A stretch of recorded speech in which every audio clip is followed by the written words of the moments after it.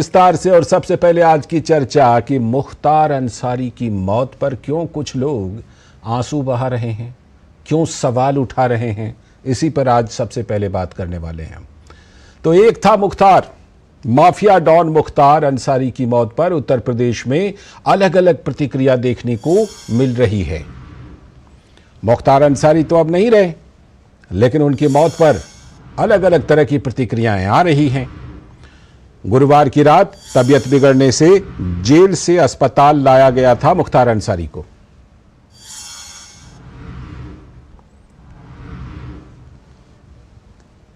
तो दिल का दौरा पड़ने से हुई थी मुख्तार अंसारी की मौत और आज विशेषज्ञों की टीम कर रही है शव का पोस्टमार्टम। और ये जो पोस्टमार्टम हो रहा है ये परिवार के सामने हो रहा है और शायद आज ही गाजीपुर में उनके पार्थिव शरीर को दफन किया जाएगा। और इस बीच बांदा के मुख्य न्यायिक मजिस्ट्रेट ने न्यायिक जांच के लिए जांच अधिकारी को भी नियुक्त कर दिया है। लेकिन जरा बैकग्राउंड को समझिए। 70 के दशक में गाजीपुर के माफिया डॉन मुख्तार अंसारी ने अपराध की दुनिया में एंट्री मारी थी। पूर्वांचल का जिला गाजीपुर है और वहीं पर वर्चस्व की लड़ाई में पूर्वांचल में खूनी संघर्ष का यह केंद्र बन गया था। एक दौर में कहा जाता था अफीम, अपराधी और अफसर इन इलाकों से ही निकलता था। तो वो दौर था, वो खौफ था मुख्तार अंसारी का। बनारस, गाजीपुर, गोरखपुर के इलाकाई वर्चस्व पर अपना सिक्का जमाने के लिए मुख्तार अंसारी ने लिया था हत्या और अपराध का सहारा। और इसमें कई वारदातें हुई थीं, कई बड़े आरोप लगे थे, कई मामलों में मुकदमा चला था। और इस गैंगवार की पहली भेंट चढ़े थे सच्चिदानंद राय। तो पहली भेंट सच्चिदानंद राय चढ़े थे, लेकिन बीजेपी नेता कृष्णानंद राय की निर्मम हत्या, बल्कि उस समय कांग्रेस के नेता थे, कांग्रेस के नेता कृष्णानंद राय की निर्मम हत्या से सुर्खियों में मुख्तार अंसारी आया था। राजनीति में अपराध के गठजोड़ से विधायक भी बन गया और 2005 में मुख्तार ने मऊ में सांप्रदायिक दंगा करवाया था, ऐसा आरोप है। कृष्णानंद राय की हत्या से पूर्वांचल में मुख्तार ने अपनी चुनौती को खत्म कर दिया, यानी कि एक छत्र राज करने लगा। 400 गोलियां चलाकर कृष्णानंद राय समेत 7 लोगों की हत्या की थी और राय को तो 67 गोलियां मारी गई थी। आप सोच सकते हैं छलनी कर दिया था, लेकिन राजनीतिक रसूख का इस्तेमाल करके मुख्तार हर जांच से बरी होता रहा और इस बीच कई पार्टियों में रहा, सपा बसपा जैसी पार्टियों में। गाजीपुर जेल में लगता था मुख्तार अंसारी का दरबार। पूर्वांचल में अपराध और हत्या का प्लान बनता था और ये जेल के अंदर होता था ये सब कुछ। तो जब अब मुख्तार अंसारी की मौत हो गई तो कृष्णानंद राय के बेटे ने कहा कि आज बाबा विश्वनाथ ने इंसाफ दिला दिया। वहीं स्वर्गीय कृष्णानंद राय की पत्नी ने कहा, मैं 30 वर्ष से न्याय के लिए प्रार्थना करती थी, आज मिल गया। तो मुख्तार अंसारी की मौत के बाद हालांकि उत्तर प्रदेश और खासकर पूर्वांचल में सुरक्षा व्यवस्था को चाक चौबंद कर दिया गया है। अव्यवस्था फैलाने वालों पर नजर रखी जा रही है। लेकिन जैसा कि आपको मालूम होगा कि मुख्तार अंसारी का परिवार जो है वो मुख्तार अंसारी को जेल में ही धीमा जहर देने का आरोप लगा रहा है। तो ऐसे में सवाल यह है कि क्या बीमार मुख्तार की रिहाई के लिए उस समय तर्क गढ़े जा रहे थे ऐसे आरोप लगा करके? हालांकि इसकी जांच आई थी और जांच रिपोर्ट में कहा गया था कि ऐसा कुछ नहीं है। आरजेडी, सपा और एआईएमआईएम के नेता सहानुभूति बटोरने की कोशिश कर रहे हैं और दुख प्रकट कर रहे हैं मुख्तार अंसारी की मौत पर। माफिया डॉन मुख्तार अंसारी को जरा अगर आप याद कीजिए तो एसयूवी गाड़ियों के काफिले का बड़ा शौक था और जब भी मुख्तार अंसारी निकलता था तो दर्जनों गाड़ियों का काफिला लेकर चलता था ये डॉन और दूर से ही लोग सलाम ठोकते थे, ऐसा खौफ था। लेकिन इंसाफ का तकाजा है कि मौत तो बस अकेली ही ले जाती है और पीछे रह जाता है एक था मुख्तार, क्योंकि काफिला तो यहीं रह जाता है। तो जैसा कि हमने आपको बताया कि कई नेता बड़ा दुख प्रकट कर रहे हैं, तो समाजवादी पार्टी ने मुख्तार अंसारी की मौत पर सवाल भी खड़े कर दिए हैं। ये अखिलेश यादव का ट्वीट है। सोशल मीडिया प्लेटफॉर्म एक्स पर लिखा, सुप्रीम कोर्ट के न्यायाधीश की निगरानी में जांच की जानी चाहिए। न्यायिक प्रक्रिया से लोगों का विश्वास नहीं उठना चाहिए। ये यूपी में कानून व्यवस्था का शून्य काल है। राज्य सरकारी अराजकता के सबसे बुरे दौर में है। ये अखिलेश यादव सपा प्रमुख। अब जरा बिहार से भी प्रतिक्रिया आई है, उनको भी देखिए।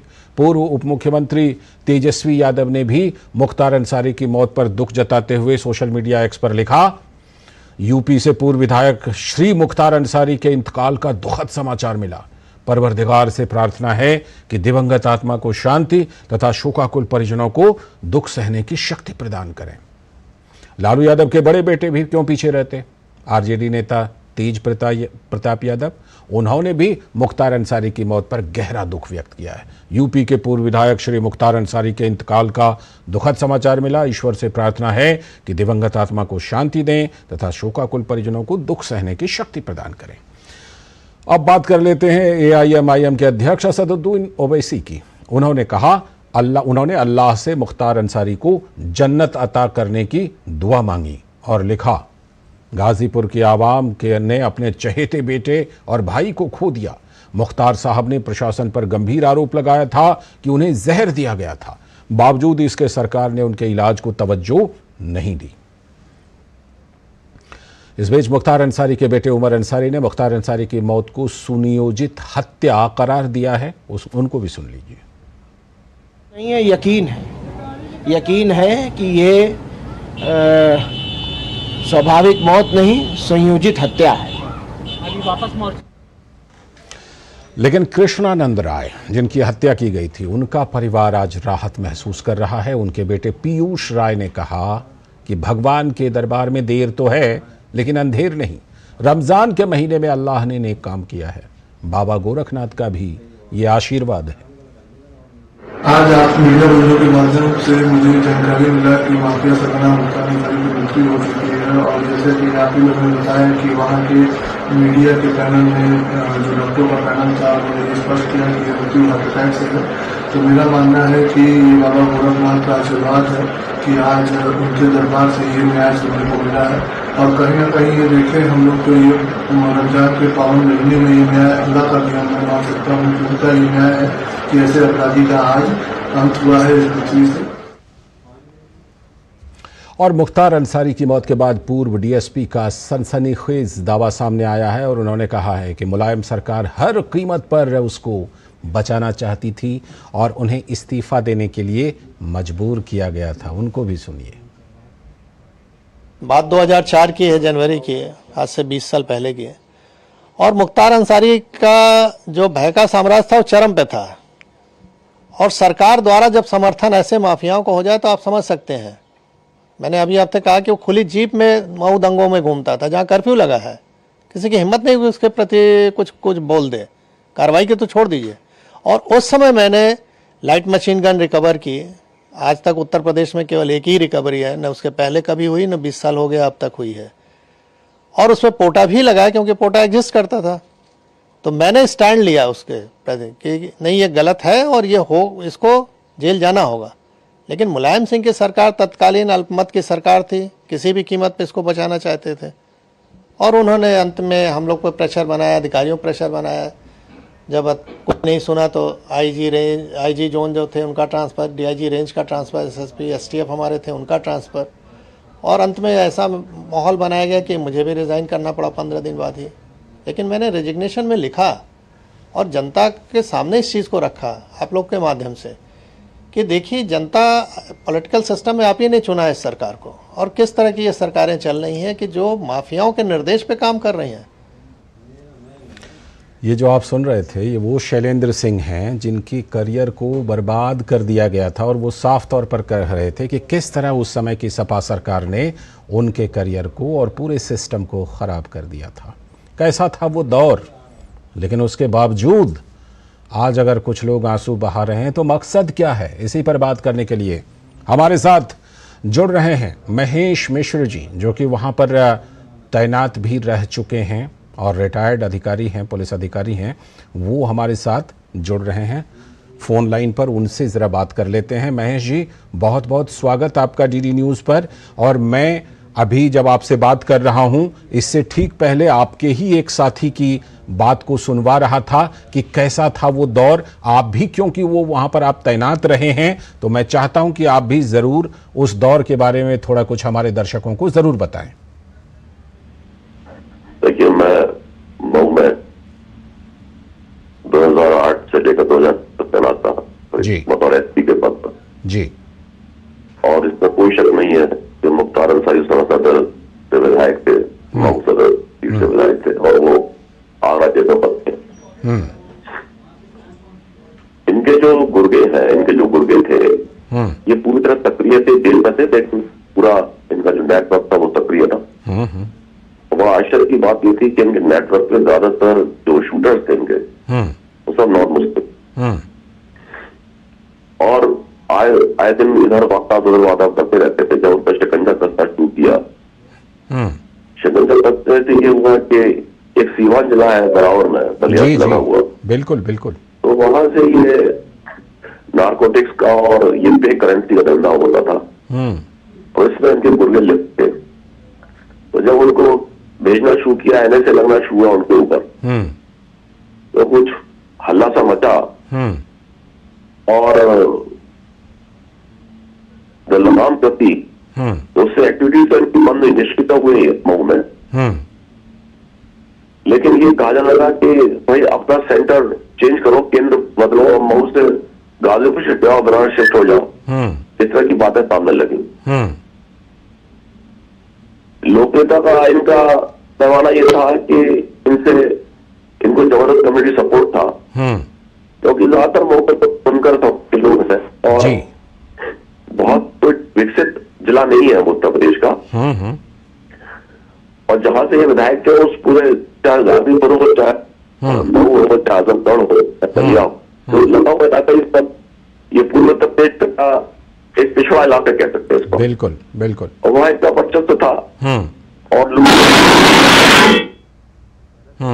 महेश जी, लेकिन महेश जी, मैं ये जरूर आपसे कहना चाहूंगा कि मऊ का आप जिक्र कर रहे हैं, लेकिन हमने देखा कि मुख्तार अंसारी चाहे मऊ के जेल में रहा हो, चाहे गाजीपुर के जेल में रहा हो, या फिर पंजाब में रोपड़ के जेल में रहा हो, हर जगह पर हमने देखा कि मुख्तार अंसारी जो हैं वो बड़े ठाठ से रहे बिल्कुल, और हमेशा राजनीतिक संरक्षण उनको मिलता रहा। राजनीतिक संरक्षण पूरा था। जब इनके गुर्गों पर लगाम के साथ शुरू हुआ, तो इनका भाई जो अफजल अंसारी वो एक पार्टी छोड़कर दूसरी पार्टी में जाने का दबाव बता रहा था। तो हमसे कहा गया कि जरा हल्का हाथ रखिए, आपने कुछ ज्यादा पेज चलती है इनके, तो जरा हल्का हाथ रखिए, क्योंकि इनकी लॉयल्टी शिफ्ट हो रही है जी।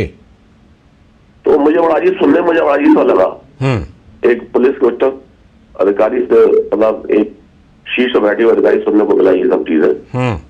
तो ये इसमें कोई शक नहीं है कि जब कोई अपराधी और राजनीति का गठजोड़ यदि देखना हो, शानदार गठजोड़, बिल्कुल बिल्कुल, वो मुख्तार अंसारी वही चेहरा था जिसमें कि साफ तौर पर दिखता था। बहुत बहुत शुक्रिया महेश मिश्र जी जुड़ने के लिए हमारे साथ और उस दौर के बारे में जानकारी देने के लिए। तो ये बात बिल्कुल साफ है कि मुख्तार अंसारी वो चेहरा था जहां पर कि अपराध और राजनीति का गठजोड़ था। और आप देख लें कि आज की तारीख में जो उसकी मौत पर आंसू बहा रहे हैं ना, ये कुल मिलाकर वही लोग हैं जिन्होंने जिंदगी भर मुख्तार अंसारी को राजनीतिक संरक्षण दिया था। बहरहाल बढ़ते हैं अगली खबर की तरफ। और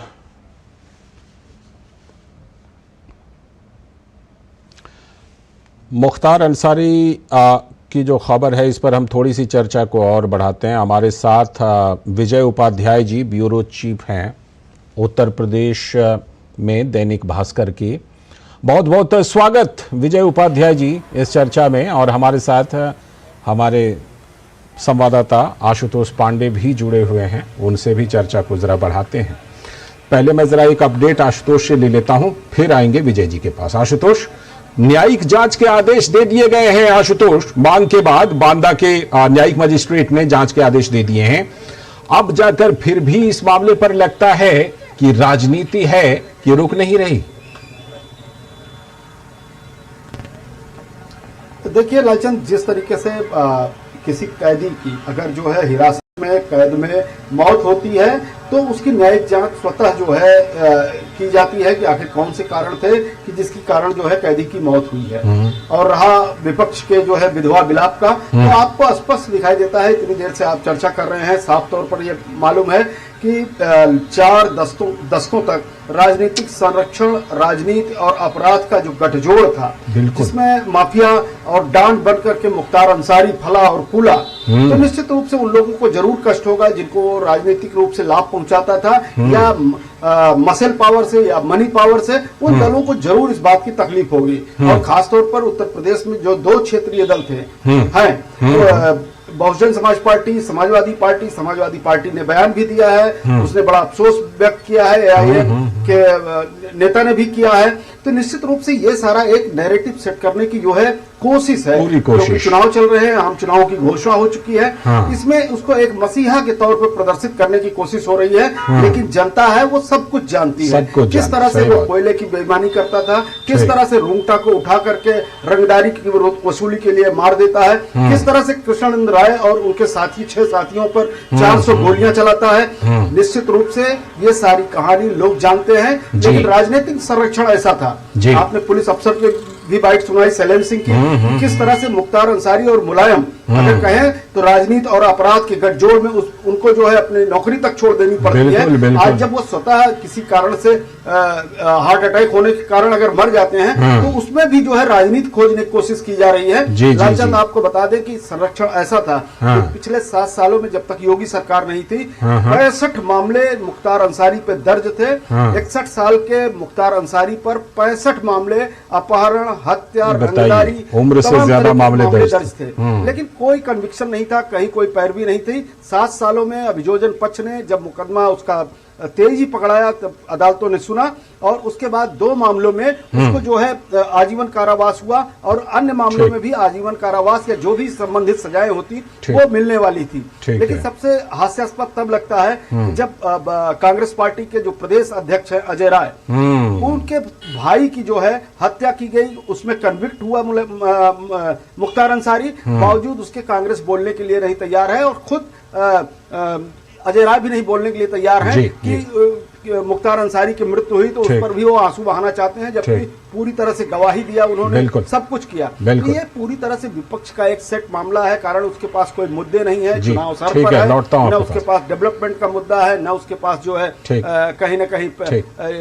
सिक्योरिटी का मुद्दा है, न लॉ एंड ऑर्डर का मुद्दा है। तो एक ऐसे मामले को जबरदस्ती उठाने की कोशिश की जा रही है कि इसमें उसको माइलेज मिल सके और सबके पीछे एक आशुतोष लौटता हूं, विजय जी के पास मुझे जाना है। एक वर्ग विशेष का बताया जा रहा है जिससे कि उस वर्ग विशेष का लाभ उसको मिल सके। ठीक, विजय जी जो बात अभी आशुतोष बता रहे थे, कृष्णानंद राय, अजय राय के भाई, कांग्रेस के नेता, उनकी हत्या की गई थी और पंजाब में कांग्रेस सरकार के दौर में मुख्तार अंसारी को उत्तर प्रदेश से बुलाकर और वहां पर ठाठ बाट दिया गया पंजाब के रोपड़ के जेल में।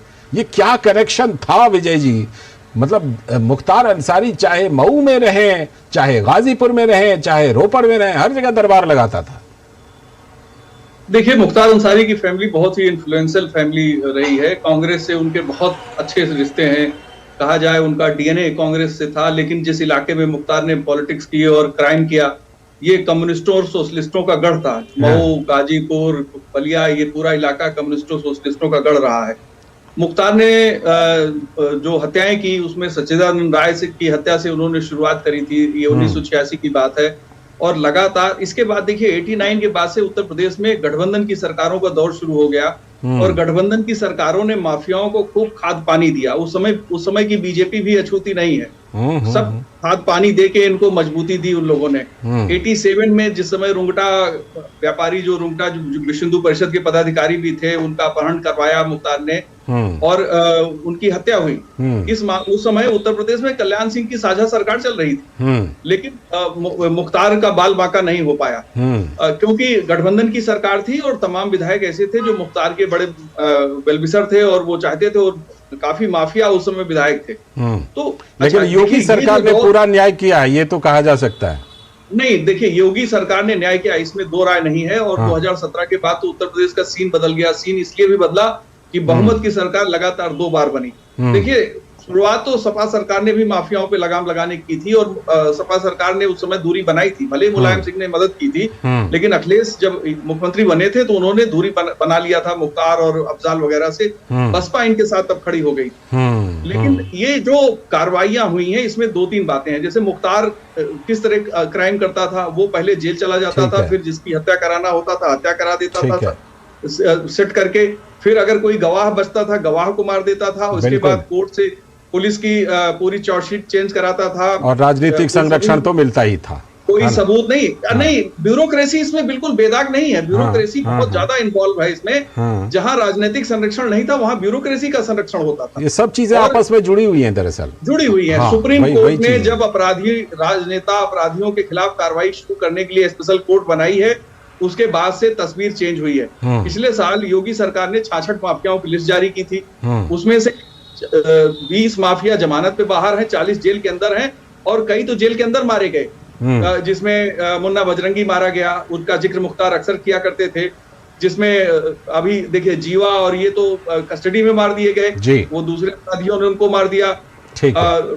और बांदा जेल, चित्रकूट जेल में भी 2 क्रिमिनल मारे गए थे। तो उत्तर प्रदेश में एक तरीके से माफिया उन्मूलन की कार्रवाई चल रही है और ये एक बेहतर है। कम से कम उत्तर प्रदेश में शांति अगर चाहिए तो सभी के लिए बेहतर होगा। सही बात है। और ऐसे में अगर इस तरह की एक मौत हुई है, हालांकि न्यायिक जांच के आदेश दे दिए गए हैं, लेकिन उस पर जो हमारे आशुतोष संवाददाता आशुतोष ने कहा ना कि विधवा विलाप की कोई मतलब नहीं है, विधवा विलाप की कोई जरूरत नहीं। बहुत बहुत शुक्रिया विजय उपाध्याय जी जुड़ने के लिए, और आशुतोष आपका भी इस चर्चा में हिस्सा लेने के लिए। अभी वक्त है एक ब्रेक का।